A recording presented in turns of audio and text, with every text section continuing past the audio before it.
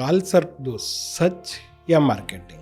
बहुत सारे लोग काल सर्प दोष को नहीं मानते हैं, बहुत सारे लोग काल सर्प दोष को मानते हैं, बहुत किंतु परंतु है। आज हम बात करते हैं काल सर्प के बारे में। आपकी कुंडली में काल सर्प दोष है, ये सुनते ही कितने सारे लोग डर जाते हैं। लेकिन सच क्या है? क्या सच में यह खतरनाक होता है या सिर्फ डर बेचने का एकमात्र तरीका है? क्योंकि कहीं ना कहीं लोगों को काल सर्प के नाम पे बहुत ही ज़्यादा डराया जाता है। नमस्कार दोस्तों, मैं एस्ट्रो चेतन जोशी। आज अपन बात करेंगे काल सर्प योग के बारे में। क्योंकि होता क्या है, काल सर्प योग नाम सुनते ही लोग पैनिक हो जाते हैं, बहुत ही ज़्यादा डर जाते हैं।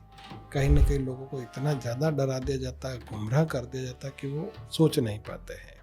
उनको ये बोला जाता है कि आपका करियर ख़त्म हो गया है, आपकी शादी रुक गई है, आपकी ज़िंदगी स्ट्रगल भरी रहेगी, आपके लाइफ में स्टेबिलिटी नहीं रहेगी, आपके लाइफ में इनकम ऑफ सोर्स अच्छा नहीं रहेगा, मनी को लेके परेशान रहोगे।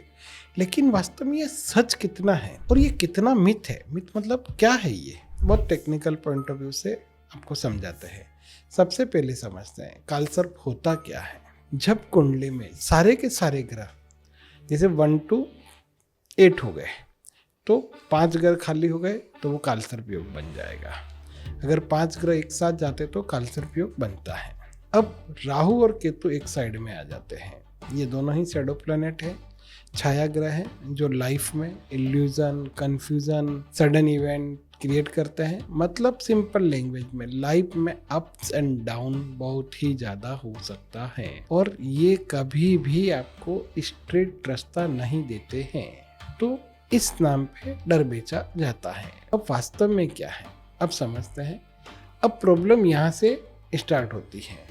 लोग इस दोस्त को ओवर हाइप कर जाते हैं, है ना, बहुत ही ज़्यादा सर पे ले लेते हैं। हर प्रॉब्लम का ब्लेम इसी के ऊपर कि भाई मेरे को काल सर्प है इसलिए मेरे साथ ऐसा हो रहा है, मेरे को शादी नहीं हो रही है, पैसे की दिक्कत है, कैरियर की दिक्कत है, सब चीज़ें का इस पे ही डालते हैं।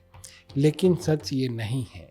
हर काल सर्प दोष डेंजरस नहीं होता है, हर कुंडली में इसका इम्पैक्ट सेम नहीं हो सकता है और सबसे इम्पोर्टेंट ये लाइफ डिस्ट्रॉय नहीं करता है। बस समझना, क्योंकि काल सर्प एक नहीं होता है, काल सर्प 12 प्रकार के होते हैं, सबका अलग अलग व्यूज होता है।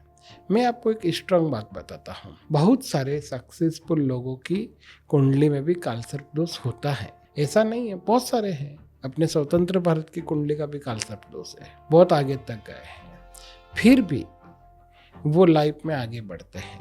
क्योंकि कुंडली सिर्फ एक फैक्टर नहीं होती है भाई।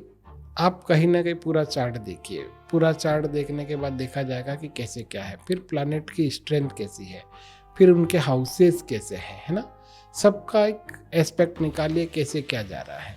काल सर्प दोष केवल आपकी डेस्टिनी डिसाइड नहीं कर सकता है, कहीं ना कहीं हमको समझना होगा। अब अपनी लाइफ से रिलेटेड करो।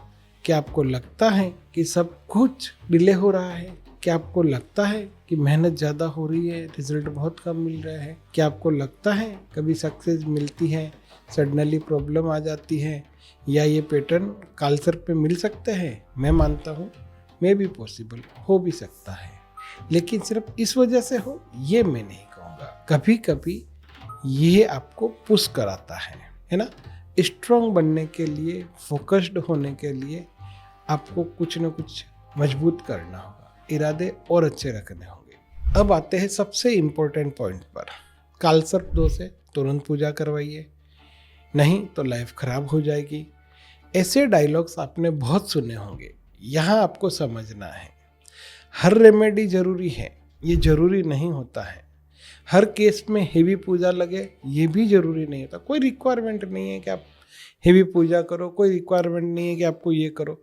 बस करना क्या है, कभी कभी आपको सिंपल गाइडेंस लेने हैं, अपना माइंडसेट और टाइमिंग को सेट करना है। डर के आगे आना होगा, डर के बेसिस पे डिसीजन लेना बंद करना होगा, क्योंकि डर के बेस पे जो भी डिसीजन लोगे वो गलत जाएगा, है ना।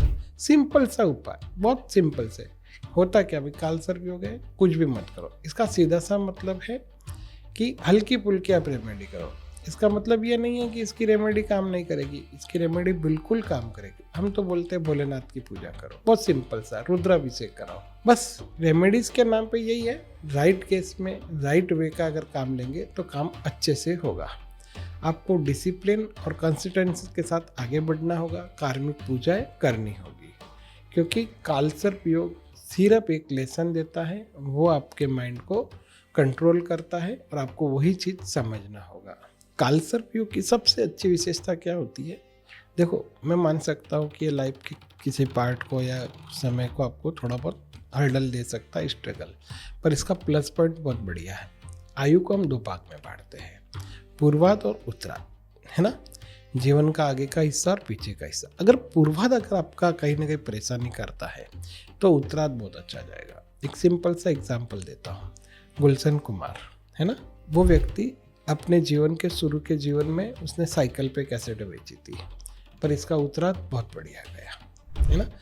अब देखते हैं, जिनका पूर्वाध अच्छा होता है उनका उत्तराध खराब हो जाता है। बहुत बार स्पोर्ट्समैन पे देखते हैं जिनको कालसर्प योग होता है, तो वो एक समय तक बहुत आगे ग्रो करते हैं, एक जीवन में 35 साल तक आते आते बहुत ग्रो कर लेते हैं, फिर उसके बाद में उनका नाम गुल हो जाता है। तो ऐसा नहीं है कि वो कुछ देता नहीं, देता भी बहुत कुछ है। जिसको कालसर्प योग है वो बहुत आगे तक जाता है। अब अपन आगे बढ़ते हैं पावरफुल कैलकुलेशन की ओर।